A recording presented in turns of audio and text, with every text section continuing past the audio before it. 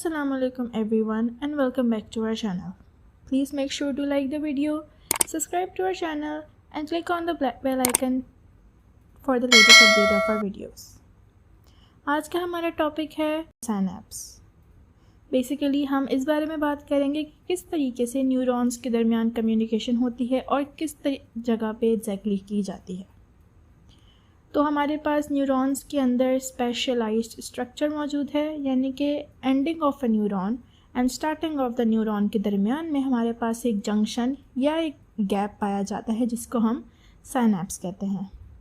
It is a very important space because इसके अंदर ही सारी हमारी complexity of human consciousness, intelligence और the entire existence of our brain पाई जाती है। यानी कि अगर ये काम होगा ही नहीं तो हमारा ब्रेन किसी भी तरीके से प्रोसेस नहीं करेगा।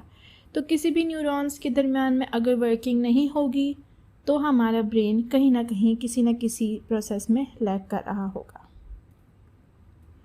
अब बेसिकली ये जो साइनेप्स हमारे पास है, यहाँ पे दोनों न्यूरॉन्स काफ़ी एक दूसरे के क्लोज़ होते हैं। They are not exactly connected. इनके दरमियान में बहुत ही स्मॉल स्पेस पाया जाता है जो कि हम सिर्फ किसी स्पेशलाइज्ड माइक्रोस्कोप के थ्रू ही देख सकेंगे। तो इनके दरमियान में जो स्पेस है उसको हम बोलते हैं साइनेप्टिक क्लेफ्ट।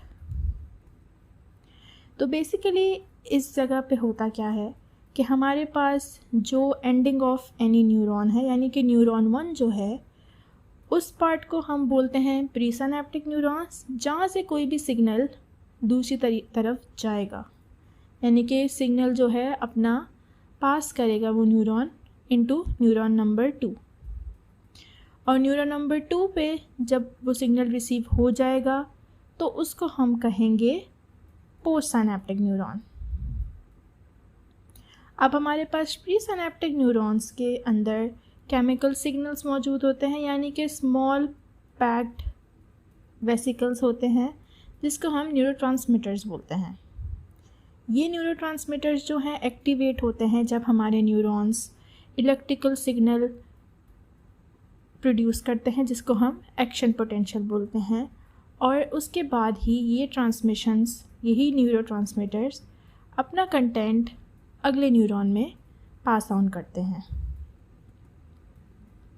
यानी कि कोई भी न्यूरल इम्पल्स जब ट्रैवल डाउन करता है थ्रू एनी न्यूरॉन के एक्सॉन टर्मिनल से, तो वो ट्रिगर करता है हमारे न्यूरोट्रांसमीटर को, और फिर न्यूरोट्रांसमीटर अगले न्यूरॉन को एक्टिवेट करता है या स्टिम्युलेट करता है, और इसके थ्रू हमारी केमिकल ट्रांसमिशन पास आउट होती है।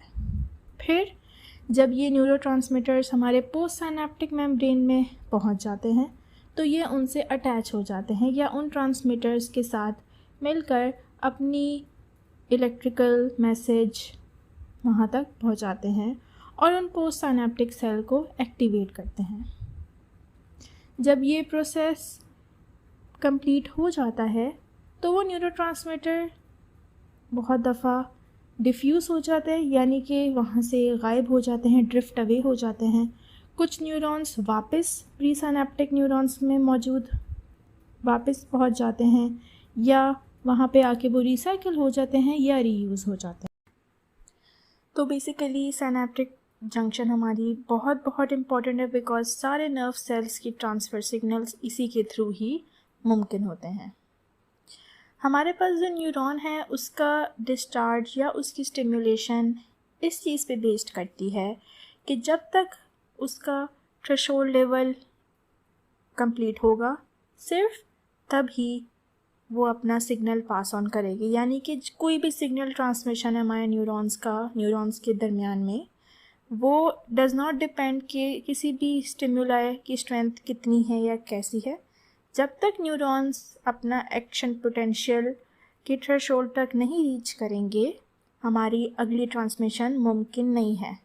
तो जब हमारे पास थ्रेशोल्ड लेवल रीच हो जाएगा सिर्फ तब ही वो इम्पल्स दोबारा एक्टिवेट होगी और हमारे न्यूरॉन्स की या सोमा में या एक्सॉन के थ्रू ट्रैवल हो सकेगा।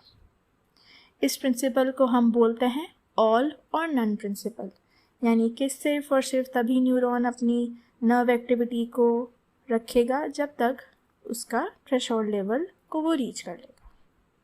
तो आज की वीडियो के लिए इतना ही। अगली वीडियो में हम नए टॉपिक के साथ आएंगे। Thank you so much for watching.